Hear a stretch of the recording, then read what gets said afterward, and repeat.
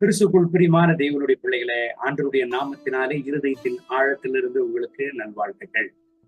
2 கொரிந்தியர் 5ஆம் அதிகாரம் 20வது வசனத்தில் 2வது வரியை வாசித்து இந்த நாளுக்காக நாம் ஜெபிப்போம்.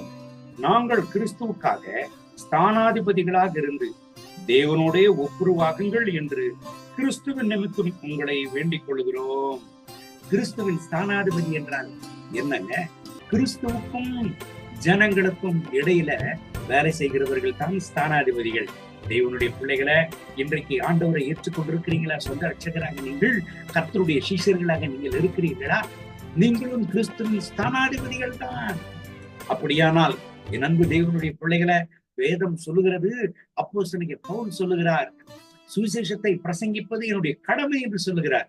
இன்றைக்கு ஆண்டவராகிய இயேசு கிறிஸ்துவை ஏற்றுக்கொண்டிருக்கிற ஒவ்வொரு கர்த்தருடைய பிள்ளைகளுடைய கடமை சுவிசேஷத்தை பிரசங்கிப்பதாகும். என் அன்பு தேவனுடைய பிள்ளைகளை, நீங்கள் வேலை செய்கிற இடத்தில் நீங்கள் கிறிஸ்துவின் ஸ்தானாதிபதியாக வேலை செய்யலாம். ஒருவேளை நீங்கள் ஹவுஸ் ஒய்ஃபாக இருந்து நீங்கள் கிறிஸ்துவின் ஸ்தானாதிபதியாக நீங்கள் வசிக்கிறதான ஏரியாவில ஆண்டவருக்காக நீங்கள் வேலை செய்யலாம்.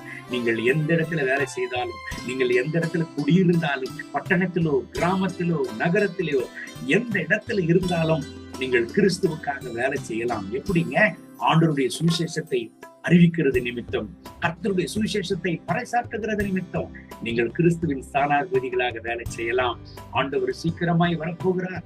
உங்களை கர்த்தர் கிறிஸ்துவின் ஸ்தானாதிபதியாக அழைத்திருக்கிறார். கண்களை மூடி ஜெபிப்போமா? அன்பின் ஆண்டவரே, நீர் சீக்கிரமாய் வரப்போகிறேன். இந்த வசனத்தை கேட்டு என்னோடு ஜெபித்துக் கொண்டிருக்கிறேன். அன்பு தேவனுடைய பிள்ளைகளுக்காக நான் ஜெபிக்கிறேன். அவர்கள் கூடியிருக்கிற இடத்திலே உமக்காக ஸ்தானாதிபதிகளாக வேலை செய்ய முடியாது கர்த்தர் கிருபைத்தார். உடைய சுவிசேஷத்தை பறைசாற்ற முடியாது. உடைய சுவிசேஷத்தை ஆண்டவர் அநேக பேருக்கு அறிவிக்க முடியாது. உடைய பிள்ளைகளுக்கு வழிவாசல்களை திறந்துட்டாங்க, உபயோகப்படுத்துங்க. அந்த ஒரே நீ சீக்கிரமாய் வரப்போகிறேன். முடிக்கணக்கான ஆத்துமாக்களோடு உடைய திருசமூகத்திற்கு சேரத்தக்க உடைய பிள்ளைகளை நீர் பலப்படுத்தி ஆசீர்வதித்து ஊழியத்தில் கிருபையாய் வழிவாசல்களை திறந்து நடத்தும். இவர்களை பயன்படுத்தும். கிறிஸ்துவின் ஸ்தானாதிபதிகளாக இவர்களை உபயோகி. மகிமை கனம் துதி உமக்கே. இயேசுவின் நாமத்தில் பிதாவே.